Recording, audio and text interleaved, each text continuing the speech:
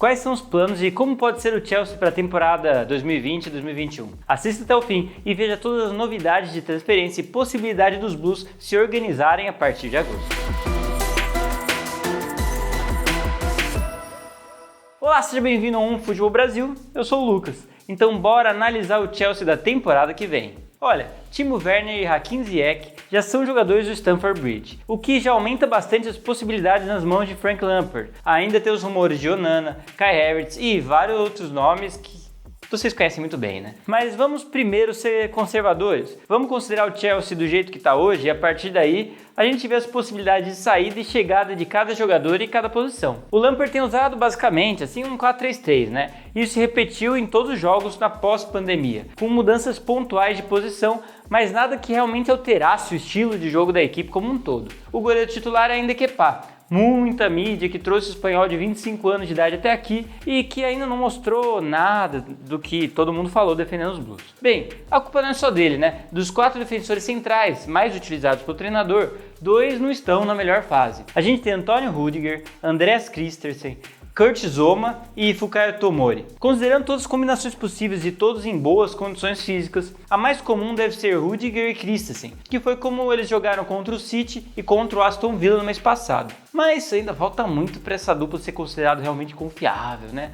Mas não é o grande problema da equipe aqui. Na lateral direita, Lampard parece realmente ter encontrado agora um novo jogador, né? Reece James, que com 20 anos de idade, ele faz parte dessa renovação dos Blues para os próximos anos. Não que a Azpilicueta esteja em um mau momento, mas ele também não está ficando mais novo, né? Na verdade, o espanhol de 30 anos se tornou um coringa no elenco de Lampard. Joga tanto na esquerda como na direita e já é alguém que deve ser pouco menos utilizado conforme o time vai se estruturando. Agora, isso vai acontecer se o Chelsea realmente encontrar alguém para essa posição que eu vou falar agora, que é talvez o grande problema da linha defensiva dos Blues, a lateral esquerda. Enquanto o Marco Alonso tem uma grande dificuldade na questão defensiva, Emerson Palmieri não mostrou que merece titularidade, né? Os dois, junto com o Azpilicueta, meio que revezam a posição sem nenhum deles se destacar de verdade.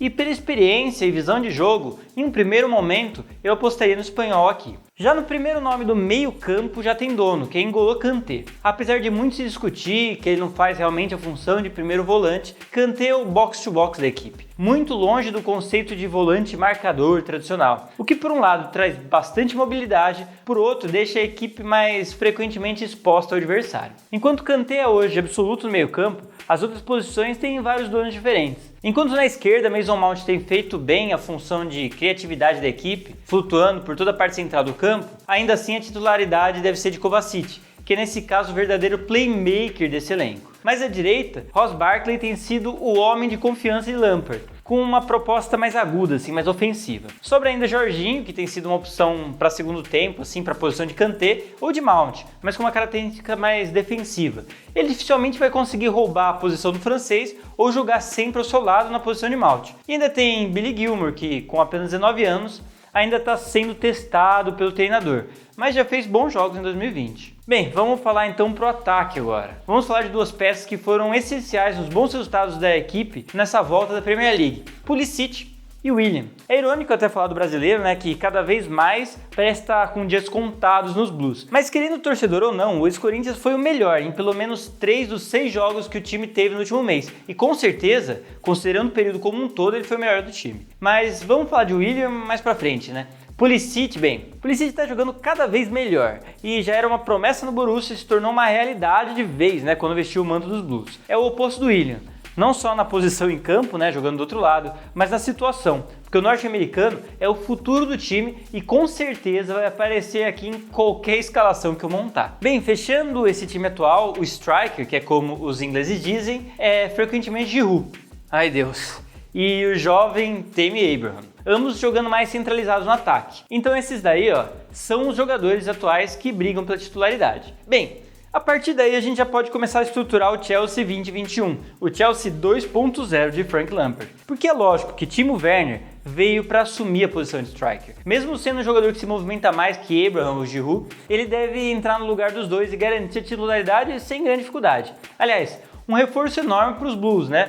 E nada contra o Abraham e tudo contra o Giroud, mas Werner já mostrou capacidade e deve ser a grande máquina de gols do time nos próximos anos. Outro reforço que chegou e deve assumir rapidamente a posição é Hakim Ziyech. No Ajax, ele atuava tanto mais aberto, fechando para o meio, como muitas vezes centralizado com opção de ir para qualquer um dos lados, sendo a grande ligação entre meio e ataque. Primeiramente, ele entra como nosso ponto esquerdo. É uma ideia básica aqui da estrutura do Chelsea hoje. Agora vamos às possibilidades, né? Primeiro no gol é a chegada de Onana no clube inglês. O goleiro do Ajax está envolvido em, digamos assim, um troca-troca entre Valência, Ajax e Chelsea. O Valência ficaria com o Kepa por empréstimo, Silicin, o goleiro do time espanhol, iria para o Ajax e os Blues contratariam o goleiro camaronês por 27 milhões de euros. Na minha opinião, melhor que Kepa. Na lateral esquerda, um dos reforços essenciais para o time, né? 2 nomes foram cogitados e receberam sondagens dos Blues. O primeiro e mais improvável, o Alaba. O experiente lateral do Bayern de Munique, que vem perdendo espaço no clube alemão, poderia estar na mira do Chelsea para a próxima temporada, mas vai bem contra o que o time propôs até agora, né, de jogadores mais novos como uma renovação no plantel. O mais provável é a chegada de Ben Chilwell do Leicester. Com 23 anos de idade, Chilwell está se destacando demais na Premier League, né, jogando muito mesmo, e encaixa no que o Lampard tem procurado. Um jogador que apoia bem o ataque sem prejudicar o setor defensivo. O pequeno problema é o valor de 85 milhões de euros que o Leicester está pedindo pelo jogador. Seria um grande reforço para o esquema da equipe, viu? Olha, se olharmos o time agora, já parece bem promissor, né? E bem, eu acho que na minha visão, considerando tudo as contratações, esses são os mais prováveis 11 iniciais para a próxima temporada. Mas já que estamos aqui, vamos analisar tudo, né? O Chelsea é um dos grandes favoritos na briga por Kai Havertz. Perfil de jogador que vai bem de encontro com o que os Blues têm contratado nesse meio de ano. Um meio atacante ofensivo que tem jogado mais para a direita no Leverkusen. Teria tudo para dar certo aqui. Outro jogador que tem sido sondado pela diretoria do clube é o sérvio Milinkovic-Savic. Com 25 anos, o meio-campista de Lazio talvez seja a peça que falta no esquema central da equipe, sendo um armador mais eficaz que o Barkley, por exemplo. Com todos esses reforços, nos conseguiríamos montar a equipe mais ou menos desse jeito. E aí? Qual das escalações você preferiu? A mais conservadora, incluindo Onana, Chilwell, Werner e Ziyech? Ou a mais cheia de reforços, ainda com Kai Havertz e Savic? Escreve aí embaixo nos comentários pra gente. E cara, analisando o Chelsea, mesmo pensando em algo menor, eu vejo um futuro bem interessante para essa equipe. Ele é um time novo que tem tudo para atingir um potencial maior ainda. E bem, se você quiser ver as próximas escalações que a gente vai fazer aqui no OneFootball, já se inscreve, porque conforme for saindo as contratações, eu vou montando os times aqui no canal. Então se inscreve e ativa o sininho. Tá esperando o quê?